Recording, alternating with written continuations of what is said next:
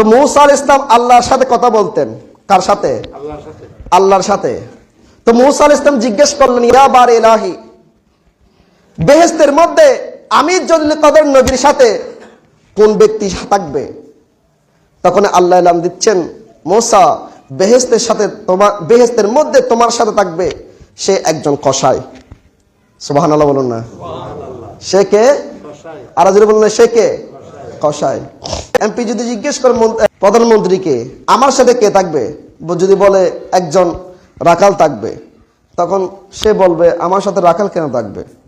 আরো সম্মানিত ব্যক্তি থাকে, শিক্ষিত মানুষ আছে, ওরা না আমার সাথে থাকবে, কিন্তু ওই ব্যক্তি কেন? প্রশ্ন আসতে পারে না? বলুন না, প্রশ্ন আসতে পারে না? সাথে সাথে জিজ্ঞেস করলেন, এবার ইলাহি, বেহেশতের মধ্যে আমার সাথে কসাই কেন থাকবে? আল্লাহ বললেন, কেন থাকবে সেটা তুমি গিয়ে পর্যবেক্ষণ করো, তুমি গিয়ে দেখে আসো। মূসাকে নকশা এঁকে দিলেন, অমুক জায়গায় যাও, গিয়ে দেখো সেই ব্যক্তি অমুক আকৃতির একজন ব্যক্তি আছে, সেই কসাইকে ফলো করো।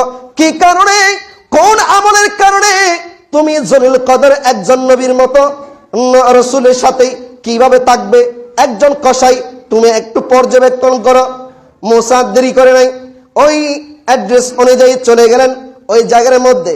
গিয়ে দূর দেখে দেখলেন কসাই কিভাবে গোস্ত বিক্রি করতেছে, কিভাবে গোস্ত কাটতেছে, মানুষের সাথে কিভাবে ব্যবহার করতেছে, কিভাবে লেনদেন করতেছে, দূর থেকে পর্যবেক্ষণ করতে লাগলেন।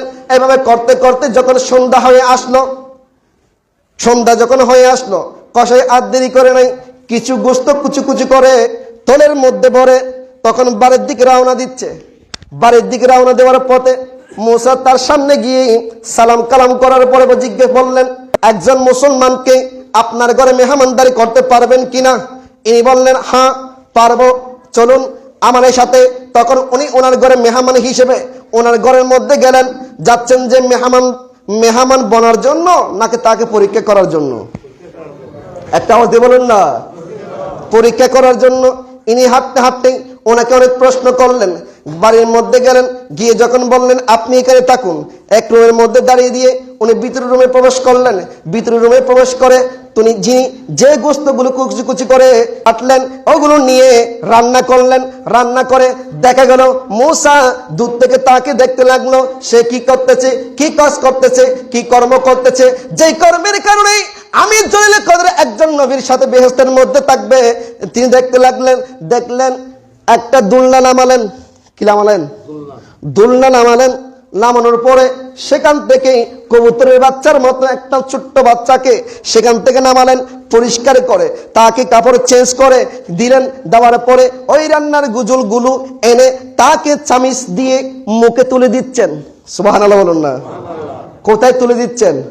মুখে তুলে দিচ্ছেন। ছোট্ট বাচ্চার মতো জিহ্বা নেড়ে নেড়ে সেইগুলো পান করতেছে, খাচ্ছে, এবং খাওয়ার পরে মুখে হাসি ফুটলো এবং ইশারা করলো। কাকে? ছেলেকে বলুন না, কাকে? ইশারা করলেন। ইশারা করার সাথে সাথে সেই আর দেরি করে নাই, কানটা লাগিয়ে দিলেন ওই বাচ্চার মুখের মধ্যে। তখন পিস পিস করে কি এক যেন বললেন, কি যেন বললেন। ওটা শোনার সাথে সাথে ওই কসাই আর দেরি করে নাই, মুখ দিয়ে হাসি ফুটল। ওই হাসি দেখার পরে আর মূসার তার ভিতরে প্রশ্ন জাগতে লাগলো, কি বলেছেন, কি জন্য হেসেছেন? যখন আসলেন বলেন, ভাই আপনি একটু আমাকে প্রশ্নের উত্তর দিবেন কি? হর বলে, হ্যাঁ দিব। কি বলেন না? বললেন, আপনি যেই বাচ্চাকে নামিয়েছেন উনি আপনার কি হন এবং আপনাকে কি বলেছেন, পিস পিস করে কি বলেছেন আমাকে একটু বলুন না। উনি বললেন, আর দেরি করেন নাই, বলেন যে আমি যাকে নামিয়েছি ইনি অন্য কেউ নয়, ইনি একমাত্র আমার জন্য দাত্রী মা। সুবহানাল্লাহ, সালাতুন ইয়া।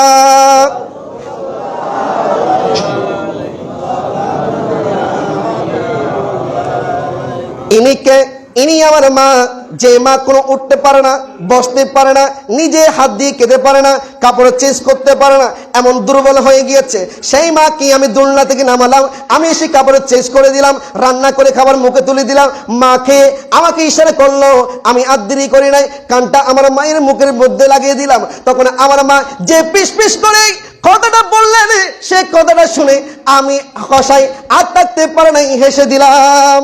আমি কি দিলাম? হেসে দিলাম। কেন হাসলেন? বলেন যে আমি হাসলাম আমার মায়ের কথা দেখে, যে কথাটা আকাশচুম্বী কল্পনার মতো, এগুলো দারাসুয়ার বাহিরে। তো কি বললেন? বলেন যে আয়ে ছেলে, আমি তোমার উপর খুশি হয়েছি, সন্তুষ্ট হয়েছি, আমি দোয়া করতেছি তুমি বেহেশতের মধ্যে মূসার সাথে থাকবে। তুমি কার সাথে থাকবে? মূসার সাথে থাকবে। দোয়া করেছেন কে? মা। কবুল করলেন কে? আল্লাহ। এবং সাথে সাথে সেটা প্রমাণ করে দিলেন। সুবহানাল্লাহ। সেটা কি করে দিলেন? কবুল করে প্রমাণ করে দিলেন। তো এই কথা বলেছেন? হ্যাঁ, এই কথা বলেছেন। বলে যে তোমার মা যেটা বলেছে সেটা আল্লাহ কবুল করে নিয়েছে, এবং যার সাথে থাকবে সে হচ্ছে আমি মূসা। সে কে? আমি মূসা। তাই নাকি? হ্যাঁ, এটা আল্লাহ এলান করেছে তুমি আমার সাথে থাকবে। কেন থাকবে সেটা, কি জন্য, কিভাবে তুমি সে মর্যাদা অর্জন করেছো আমি দেখার জন্য তোমার কাছে এসেছি। দেখলাম তুমি একমাত্র মর্যাদা অর্জন করেছো নামাজ পড়ে নয়, দান করে নয়, সদকা করে নাই, তাসবিহ তাহলিল পড়ে নাই, জিকির আজকার করে নাই, তুই পাঞ্জাবি পড়ে নাই, মানুষের খেদমত করা তো দূরের কথা, শুধু সবকিছু বাদ দিয়ে তুমি মাত্র অর্জন করেছো সেটা হচ্ছে মা বাবার সেবা করে।